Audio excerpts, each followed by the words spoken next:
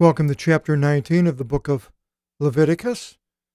It's sort of a miscellaneous chapter of various instances of social conduct that are being described. Begins, and the Lord, Kyrios, spoke to Moses, as it generally always has in these chapters, saying, "Speak to all the synagogue." The congregation, a synagogue comes from that, of the sons of Israel, the imperative. Speak to them, and again from Sinai, the law. And you shall say to them, "You shall be holy, for I, Kyrios, your God, am holy." Separated is holy. It doesn't necessarily mean doing good, but being separated. Now, the Lord, I, the Lord your God, am holy. He's separated. He's definitely separated. He hates sin, but yet God is way bigger than anything we can even imagine. So exactly, the word is used here to describe the undescribable. This quotation, as we go down 19:2, is given in 1 Peter 1:16. And then it continues, "Let each one fear his mother and father." Patera, mitera, paternal, maternal. Fear them. Now, doesn't mean fearing somebody that's going to harm you, but to have a fearful respect of what the things that they say and describe and ask you to do, rather than not caring and doing whatever you want to do, which can lead to a lot of problems. When I was young, I was an only child of my father, and my mother was married, and she was around 18 or 19, had 2 children, and had me when she was 44. Different father. And my father, they were both in their 40s when they had me, so by the time I was a teenager, rebellious type of a teenager, I didn't have a lot of fear for my father, unfortunately, and he was a night watchman and for the post office. Didn't see him much, and basically I did all the shopping for the family, went out and bought the furniture, did any repairs around the house, and didn't have a whole lot of respect for my father.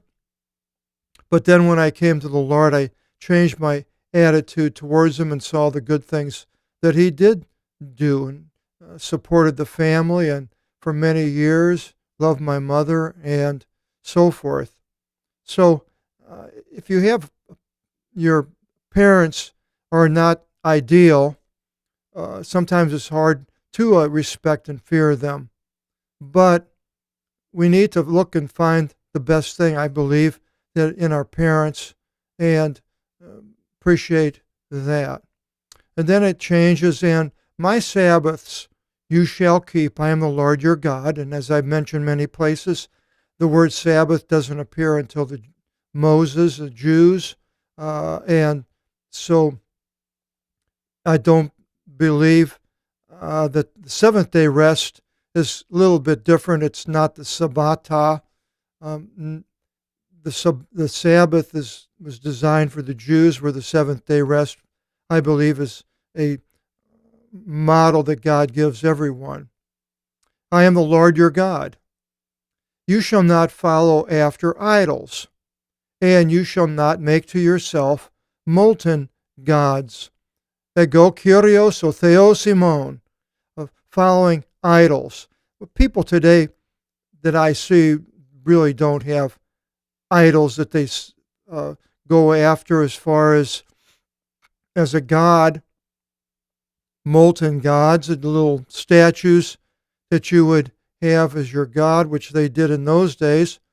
But today, our idols that we follow after are other things, internet, sports, money, on and on. The idols that we set up that we follow after rather than God. In a way, it's just as bad as if it was some little molten image that we sat down in front of and did whatever obeisance that image would require. But the ones that we follow after can be just as diverse away from God. And if you should sacrifice a sacrifice of deliverance offering to the Lord, you shall sacrifice acceptable for yourselves. And of course, the Christians, we don't sacrifice. These people did, and they had to do it in the right way. And as I've mentioned here in the last few chapters about going now through Jesus Christ rather than a false priesthood. In whichever day you should sacrifice, it shall be eaten, and in the morning. And if any should be left behind until the third day, it shall be incinerated by fire. Again, this is not being done anywhere that I know of. The Jews don't have a temple, they don't have altars, they don't have a priesthood, none of this. And if food should be eaten the third day, it is unfit, you shall not accept it. And the one eating it shall take the sin, for the holy things of the Lord he profaned. Now, I believe this is talking about the priesthood. I don't believe it's talking about the general population having to eat it the next day and not the third day. But that may be it. Somebody would have to talk to a rabbi, find out how they look at this. And the souls, and then we'll go up there, and shall be utterly destroyed. Eating it shall be utterly destroyed from out of their people. So maybe that is the case, that they only can eat it the second day of a sacrifice. And of your reaping the harvest of your land, you shall not complete your harvest of your field, to completely reap it. And the parts falling away of your harvest you shall not collect together. These were left for the gleaners. We'll find out about gleaning, people that came after the harvest, and they were allowed to pick up and collect. They were generally poor people. And so I don't know if they still do that in Israel or not. I would hope they would. So the harvesting of barley or corn, wheat, and all these grains, after they plowed them all down, then whatever was still left, the people could pick up. And not only that, it says of your vineyard, the grapes, you shall not glean the vintage. So after everybody went through, picked up all the grapes, whatever was left, somebody missed it, going down the row of grapevines and clipping them off with their little clippers, grabbing them and putting them in a basket. A lot of times it was just one or two grapes over here, and they had one here. It was a big one. They just snapped that off and forget about the smaller one. So when they went through the whole thing, at the end of the harvest, I suppose, then these people could come in and get what they wanted, and the people would be here. To the poor, and to the proselyto, the proselyte, the foreigner, you shall leave behind for them.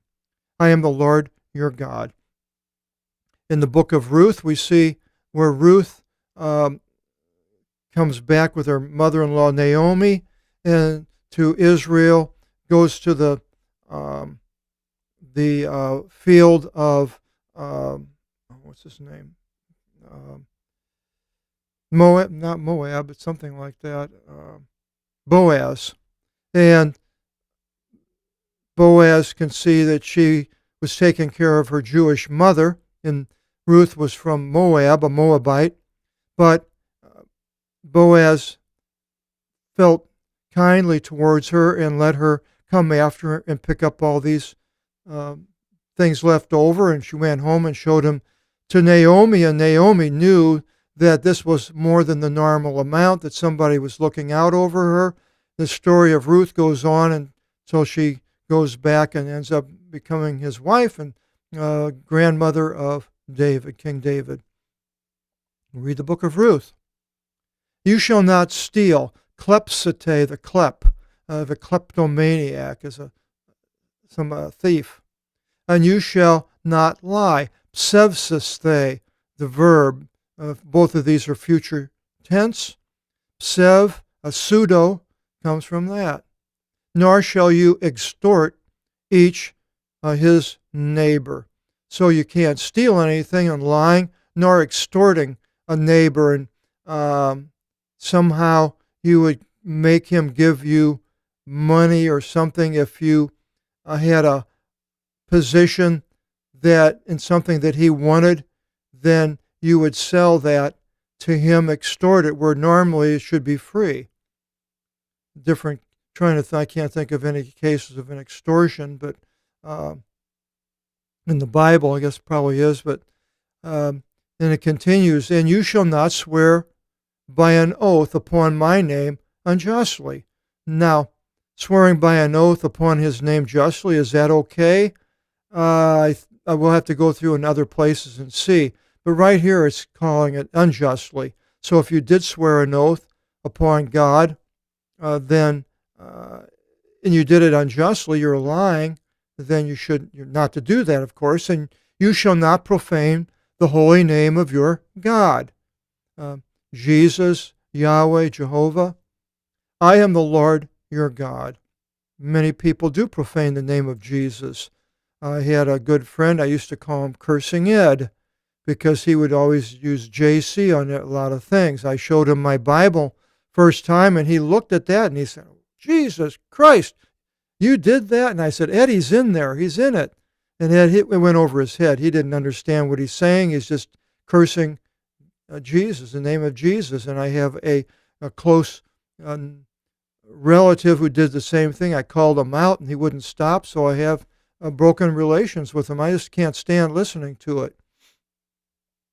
You shall not wrong your neighbor, and you shall not seize by force. And let's just go with each one. Wronging your neighbor. So your neighbor is special, somebody that lives next to you. You are to look at him as yourself. Treat him as you would yourself, more so than other people. Of course, they asked Jesus, who is my neighbor, and he gave the story of the Good Samaritan where the priest and the Levite went by a man that had been beaten away from him, and then the Samaritan came, and the Samaritan picked him up, put him on his donkey, took him to the nearest like a hotel, motel, whatever they called them, and had paid for him to be watched and to be healed and taken care of. He was the neighbor. But we do have close neighbors too, and I have a close neighbor, and he just gave his life to the Lord. Many years I've known him. And you shall not seize by force. You're not to take something from somebody else that is weaker than yourself, a woman. Many instances in the Bible where women shepherds were taking their sheep to get them watered, and the males would not let them come, keep them away, and have their animals fed first, and then let these the women who were weaker. No, you're not to seize by force or do anything by force, and we're to help somebody else. Hopefully that they'll do good.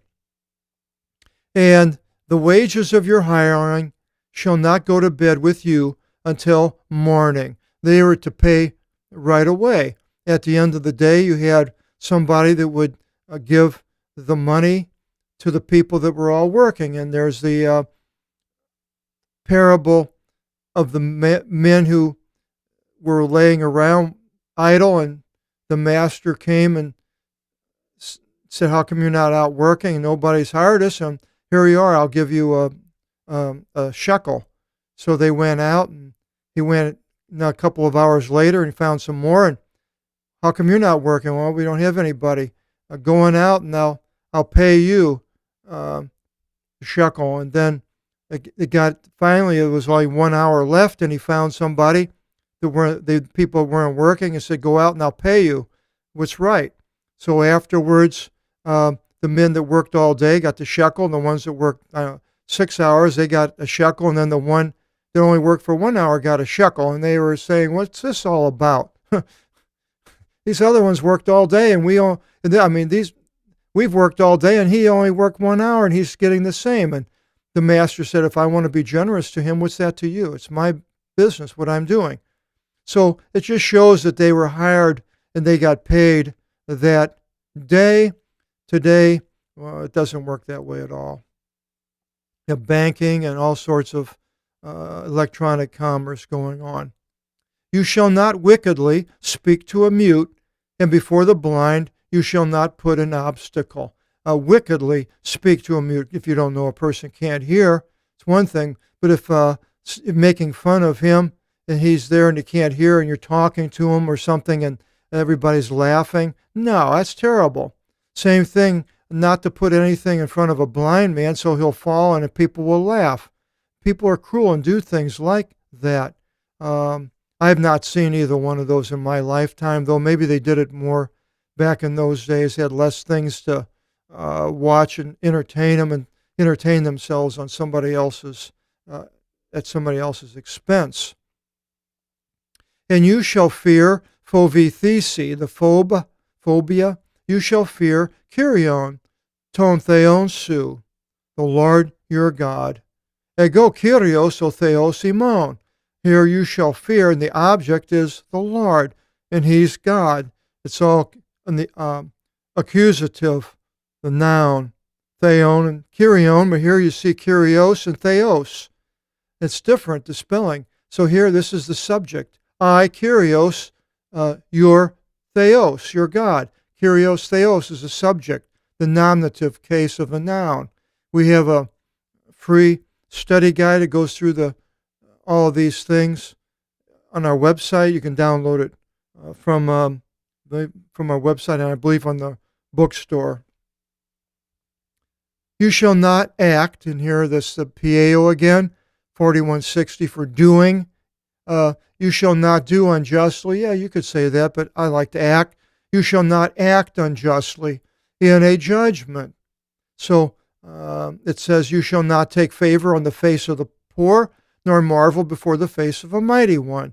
So if two people are at fault, one's poor and the other one was wealthy, but the poor person had the fault, you can't be sorry for him just because he's poor. You have to give the right judgment for the wealthy person. But if a person is wealthy and a poor person does come and the poor person is right and the wealthy person is wrong, you can't take the side of the wealthy person because he has all this money and he might be generous to you, a bribe and so forth. With righteousness you shall judge your neighbor. And, judging our neighbor, the person that's around us, we do all the time. We judge a person by their looks right away. If you see somebody coming, I worked in this factory years ago, and the manager had a daughter that was like 17 or 18, just starting to date, and she comes home with a biker, all these tattoos and really rough. And so the biker, right away, he didn't want her to go out. And the biker got mad because he was judging him. And he says, well, that's the only thing I can do is judge you by the looks. I don't know you. I look at you and I see you in certain things I see. I don't want my daughter going out with you. And so I think that was the correct judging. But then again, there are places where you might judge somebody incorrectly. The guy might have been very nice. So you'd say, well, then maybe he shouldn't have judged the man. Well, I suppose there's all sorts of instances, examples you could go into of what would be a righteous judgment and what wouldn't be righteous judgment. You shall not go by treachery among your nation. I look at that sort of like somebody that wants to harm the nation, civil disobedience, not going along with the laws, wanting a civil war to break up the nation, a treachery. You shall not rise up together for blood of your neighbor. So you don't want to harm your neighbor. I have a very mean neighbor, call her Mean Ann. And, but yeah, of course, I would never rise up for blood with her, but sometimes you can have a neighbor that's very dangerous and hard to deal with. What do? I have a friend, a real close friend, lady friend, and she had a neighbor down the street who was a drug addict, a meth addict, and he would get out in the middle of the street, and she lives in a really small, remote area, maybe, I don't know, 10 or 15 homes, and he would go down the street and yell and scream and curse and have I don't know what he had, a hammer or something, and she was really afraid of him. And so she told me about him, and I said, well, I don't know what we can really do. The police have been called, and they haven't stopped him, so we will pray. So we prayed. The Lord would take care of it. 2 or 3 days, she calls me up. She said, you're not going to believe what happened. I said, what? She says, that guy does all that stuff, him and his neighbor, his friend, they robbed the garage of a house, took the lawnmower and took a bunch of a gasoline can and left, and the car rolled over off the side of a ditch. It caught on fire, it exploded, and he got burnt beyond recognition. So God took care of that person. Pray. I am the Lord your God. Ego Kyrios o Theos Simon. You shall not detest your brother in your mind. Detesting a brother. Now, I don't think they're talking about the brothering of the New Testament, but this would be an actual blood relative. This is what I'm thinking. You're to love your siblings, not detest them. Sometimes not easy. With I had like I mentioned, my mother had a son and a daughter when she was 18, 19. The daughter grew up and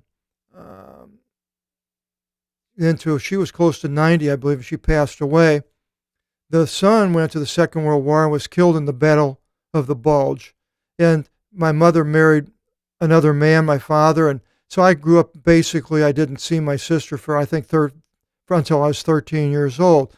I never saw my brother. I always missed not having a brother and being an only son and knowing that I would have taken any brother, a brother that was even older than me would have been great. And I always really missed that. And so detesting a brother, I knew these two identical twins, and they went to the church that I went to, and I saw one of them, and he was all beat up. His face was all beat up. And I said, what happened to you? He said, I got in a fight with my brother. I'm going, got in a fight with your brother like that, and you beat each other up? It's like I couldn't believe that anybody would do something like that, because to me, here I'm looking for a brother that I could love, but yet I've been around two boys and the two brothers, and they just go at it, cats and dogs, and it's really kind of sad.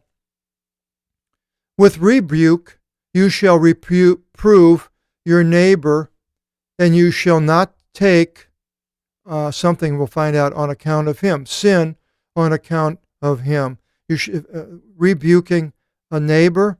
My neighbor who I was mentioning, who just accepted the Lord, before that, he was spent a lot of time playing games at the supermarket, and it was not a market, but it was like a restaurant within the market. And I kind of mentioned to him about, playing games, and that is, you want to win. And that's one of the main thing of a competition. He was a very competitive person. And I, at one time, was. And I had a bad experience, got mad after losing, and after that, what I did, threw the game pieces all across the floor in a hotel lobby. And after that, I'm not going to play games anymore. I'm not going to do any competition. And I more or less told him that. that, Jesus is in my life, and I don't believe that he wants me to compete against somebody else. He wants the other person to do better. I should be helping the other person, not competing against the other person. So in a way, that was a rebuke of the neighbor. And your hand shall not avenge. Well, vengeance is mine, saith the Lord. I will repay, says the Lord in another place. We're not to avenge. And you shall not be infuriated at the sons of your people.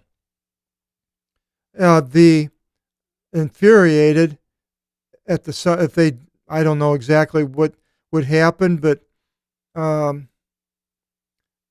I see the things that the Jews are doing. They're not my people. I'm not a Jew. But if I was a Jewish Christian convert, I might be infuriated at the things that they were doing, looking at it as almost like anti-Christian. But not to be infuriated at the sons of your people. Now, I suppose you could say, well, if you're now a born-again Christian, then you're no longer the same people. And you shall love your neighbor as yourself. And this was 1918, and it says right down here, all the places that's quoted, there they are, all over. So that is one of the main tenets of Jesus Christ.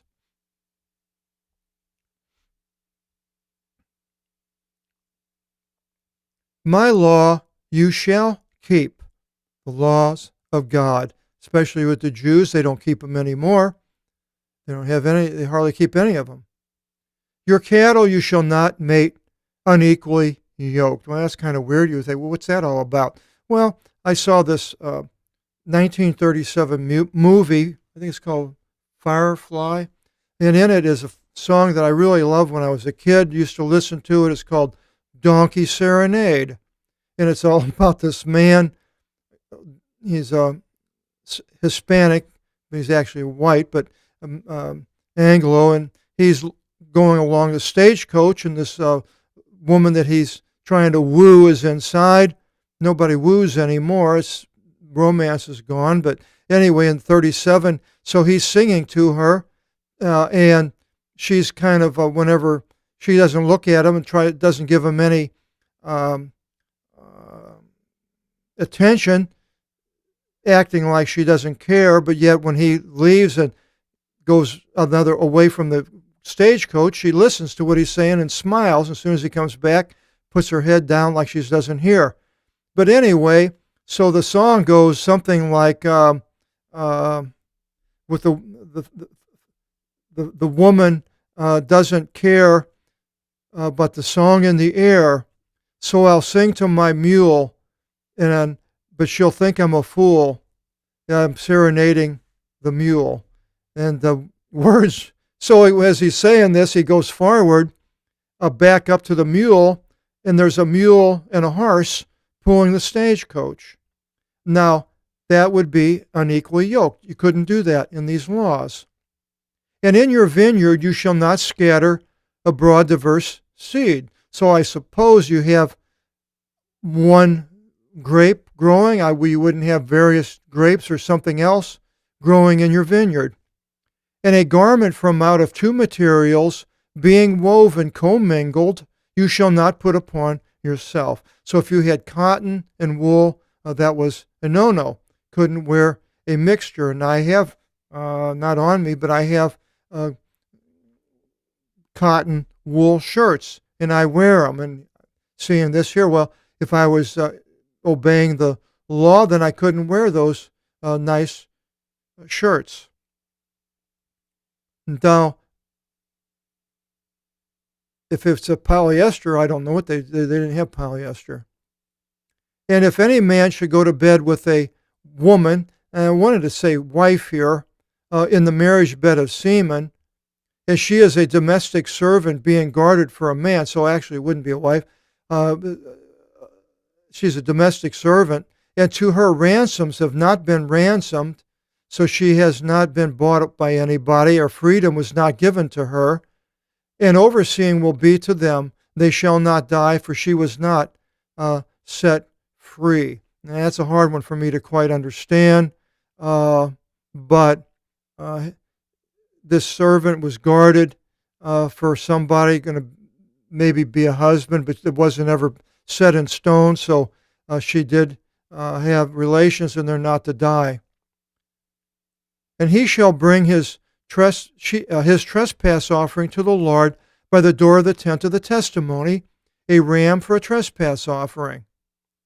And the priest shall atone for him with the ram of the trespass offering before the Lord for his sin of which he sinned. And the sin shall be forgiven him which he sinned. So they would go to a priesthood. We don't any longer. Some people go to a priest, but now we go to Jesus Christ. He atones. And whenever you should enter into the land which the Lord your God gives to you, Canaan, the land of Canaan, as they were going to go into 40 years later, and you should plant any edible tree, apple, pear, so forth, peach, whatever they had, olives, and so forth, then you shall purge away its uncleanness. So purging away the uncleanness when they go into that land. Its fruit for 3 years will be impure to you. So you have a tree, and you plant it for 3 years, you can't eat of the fruit. Just got to, I guess, grind it up or something, maybe sell it to somebody else that's not a Jew. Its fruit for 3 years will be impure to you. It shall not be eaten. And the 4th year, all of its fruit will be holy, set apart, praiseworthy to the Lord. Now, exactly what that means, if you took it to the tabernacle, and in the 5th year you shall eat of its fruit. Its produce is in addition to you. I am the Lord your God. Well, you might say, well, that's a long time to wait, get the fruit off of it, but I'm sure these people had a lot of trees and groves and so forth, so they weren't starving. Eat not upon the mountains. That was the places where they sacrificed to idols on these high places, they're called.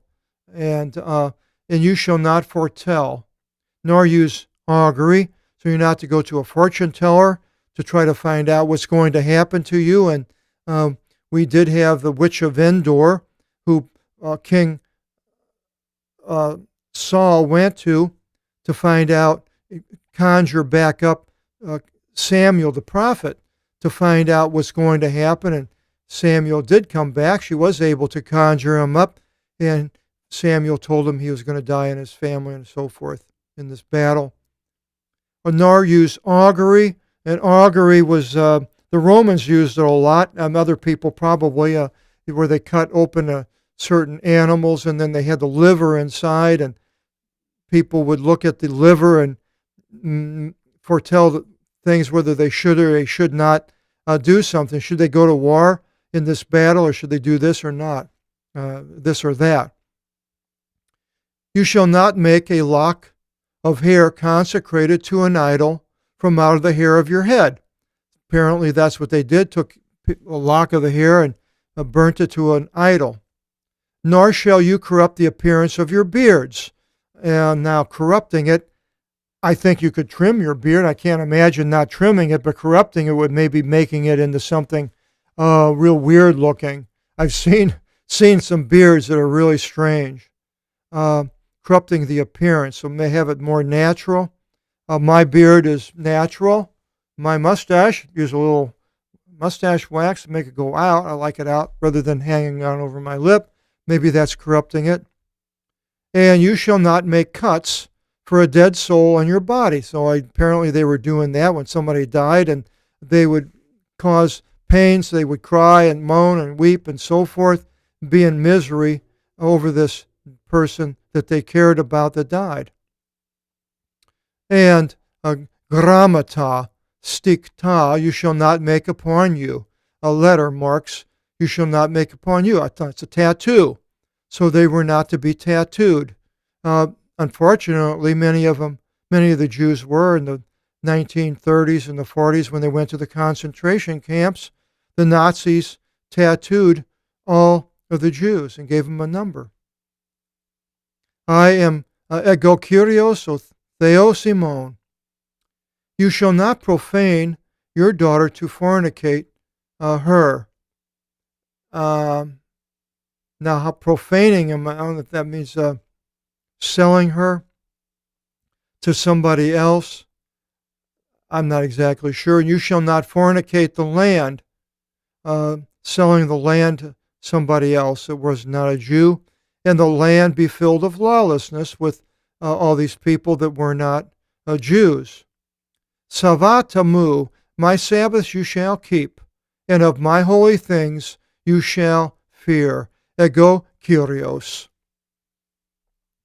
You shall not follow after ones who deliver oracles, same as the fortune tellers, and to the enchanters you shall not cleave to be thoroughly defiled by them. An enchanter would be, well, I know they did that with the cobra snake, and they had a snake charmer, and they played a flute, and the snake would come up, and people would pay for that, and so forth. And now I don't know how these enchanters, if they actually then told the future or not. At the face of a gray-haired one you shall rise up. Well, I'm gray-haired. Nobody rises up for me anymore. That's long gone.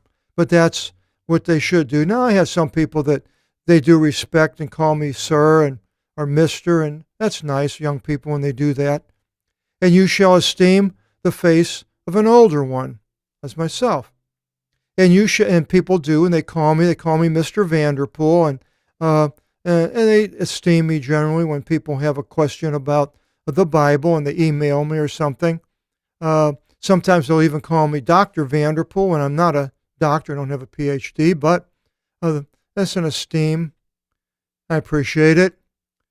And you shall fear your God. Ego Kyrios, o Theos imon. Again, the fear, righteous fear of God, because God is the one that can send us to be with Jesus in paradise, or to send us to Hades to join the rich man that Lazarus sat out at the gate of his mansion.